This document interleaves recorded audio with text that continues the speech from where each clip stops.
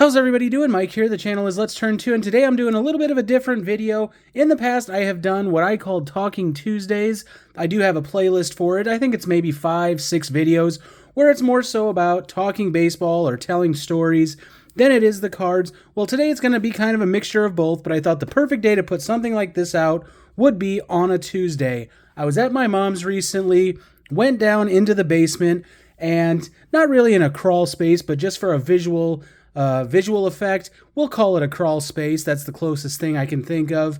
It was about 4, maybe 5 full-size boxes worth of stuff from my childhood, whether it were cards, toys, trophies, what have you. And one of the boxes in particular, I would say, had all of my quote-unquote good stuff. So we're going to go through that today. Have some stuff here that I completely forgot that I had, but everything here would have been collected between the late 80s up through, say, my high school years, so probably 2000 at the latest. So we start here. This is just a standard binder. Everything we're going to see today, it might be a little bit like, ooh boy, because I have not changed out any of the top loaders that I have found. I have not done a whole lot of cleanup or anything. This is pretty much as I found it. I wanted to present it to all of you because none of this, if you're new to the channel, none of this is stuff that I'm going to send off to get graded. None of it is stuff that I'm going to sell. I've never sold a card, so this is just keepsake. So I wanted to present it as if, someone out there, if you went back and you found a box that's now some 25 plus years old, this is the condition of the cards it might be in. So, or this is probably how, as a kid, if you grew up in that time period, this is how we organized our cards. So we got a binder here. I'm not going to go through every sheet, but we can see here, if you were a star it's not going to focus on the back page, but if you were a star and you had a card in the 80s or 90s, you are probably in this binder, but the top sheet is pretty much as good as it gets with the Griffey, a number of rookies up there at the top. But yeah, in this, Barry Bonds would not be in this. He had his own binder. There's probably a good solid, say, 30 to 40 sheets, 35, 40 sheets in here. All of them pretty much filled.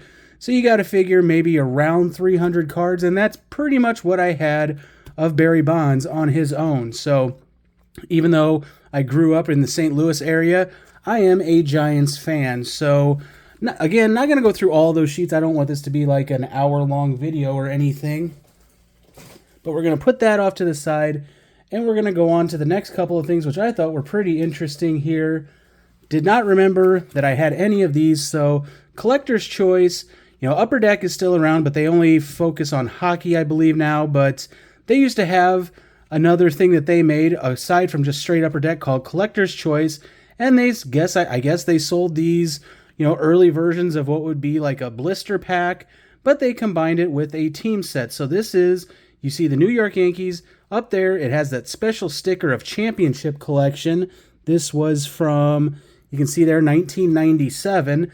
I also have the Braves version. Obviously does not have the championship stickers. So, we can read up there what it contains inside of this. So I've found, just curious, I looked some of these up on eBay just to see what they were going for. Every one that I found with this did not have that sticker. So if you're familiar with these, if you know what these are, tell me, was this like a later run or what's going on? Because none of them I see have that sticker. And I can't imagine, somebody, everybody that's selling them on eBay or wherever just peeled the sticker off. So I thought those were really cool. But I think this might even be cooler. Ken Griffey Jr., another Upper Deck. I must have been a big Upper Deck fan as a kid. I'm sure I was. They were kind of the new company and starting in 89 with baseball. So Diamond Vision, that's Ken Griffey Jr. This is showcasing his record 13 home runs in April. I thought that was just really, really cool. So yeah, no idea where I got this. We can see bonus mail-in offer. Okay, you could have, I guess sent in something to get an 8x10 photo of Griffey. Really, really cool. So, I was a Griffey fan, but Barry Bonds, being a Giant, was certainly my number one. Now, this is where it's going to get a little interesting. I found this. This is a wrench box. So you would keep your wrenches, but back then, back in the 80s, 90s, if you didn't have a binder like that, using something like this, perfectly acceptable. Could also easily be a shoebox. There were a number of those in the basement as well, but this was used, or is intended to be used again, for wrenches, but we can see inside. I chose to use it for baseball cards. My friends, or all of you who grew up in the 90s, you're probably applauding the effort that I found a better use for this wrench box. So inside of this, it's just a mixture of stuff, and like right off the bat, we can see there's going to be a lot of autographs. So I only collect baseball. Every once in a while, I'll do football or basketball or hockey, but it's primarily, I would say, 95+% baseball.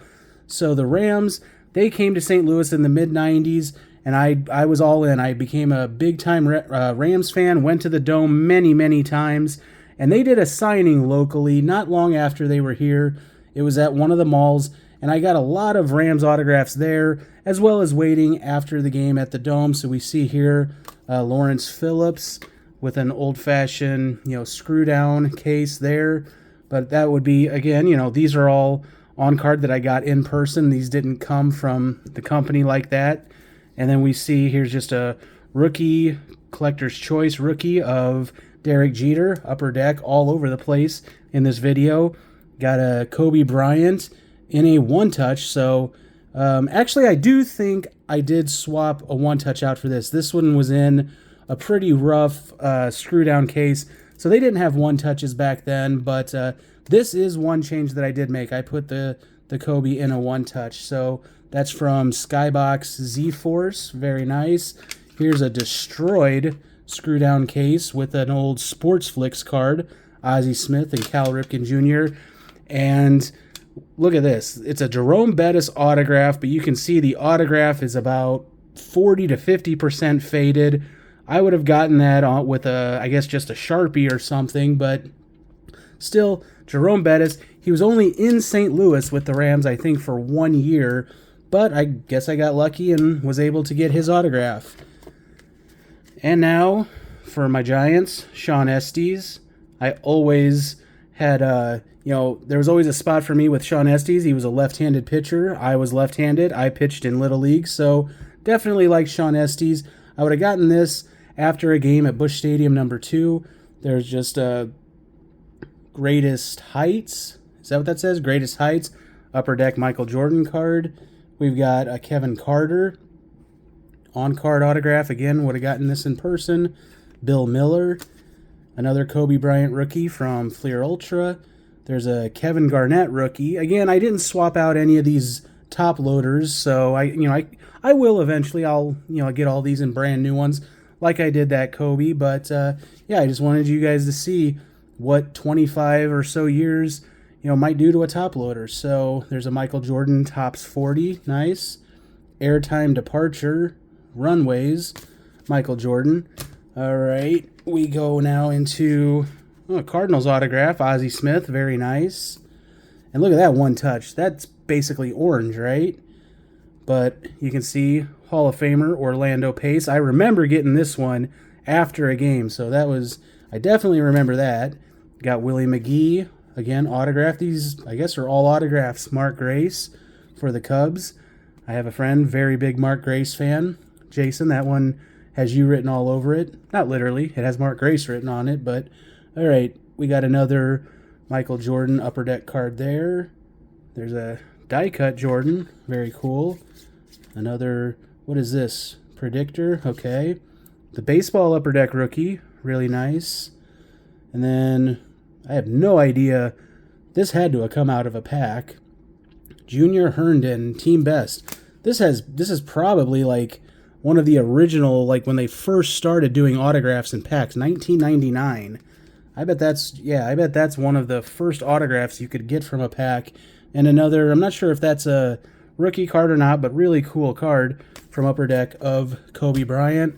We got a couple of oversized cards here. There's a Bonds that made its way through, another one, and Isaac Bruce. Really nice. What's this, about probably a 5x7 from Pacific Collection, but again, got that one in person. So I thought that box, or the wrench box, was Really cool. Again, I will update all of the, all of the top loaders and one touches and soft sleeves, all of that here very, very soon. But now let's end with a couple of more autographs. Only these are on baseballs. Again, I would have gotten these. Busch Stadium 2, it was always nice because they had the road team. They would leave in like the hallway that was for like the Cardinals Hall of Fame, and it was right by the Bowling Hall of Fame. So you could pretty much get any opposing team's autograph you wanted, because they had to either come out there or they would come out of just one of the regular like turnstiles where fans go in just above it. So first off, let's look. We have a Cubs team ball. You could buy these at the pro shop, the gift shops, at the stadiums, whatever team was in town. You might have been able to buy any team, but for sure whatever team was in town. So we got a couple autographs here. I don't know who a lot of them are, but I for sure know that is Mark Grace, number 17. So really cool card. I don't know. I think Jamie Navarro was one other name that I recognized from that ball, but the Mark Grace on the what they call sweet spot of the ball was definitely, for me, the best one. So here's the last one. I thought this was super, super cool. For anyone who was able to listen to this man either on the radio or TV, you're going to certainly know who this is just from the inscription. Holy cow, that is Harry Carey. So, again, just condition of this ball, absolutely, that's a PSA 1 condition of a baseball. And the autograph, I was kind of trying to figure out, when I would have gotten this and, how old Harry Carey would have been. He passed away in the 90s, but I have him as right around, I think, late 70s when he would have signed this. So, the autograph, not the greatest, but you can clearly see the holy cow. And this is just something, again, I'm not selling. I don't need to send it in because I remember getting this. So I just thought it was really cool. Hadn't seen this in over 2 decades. So anyways, let me know down in the comments. Have you ever gone back and just found cards from your childhood, ones that you forgot you had? Let me know what you found. So anyways, I thank everyone for watching. Hope you enjoyed it. I always like doing videos like this that are just a little bit different from opening ultra modern packs. But yeah, I will see you all on the next one. Take care.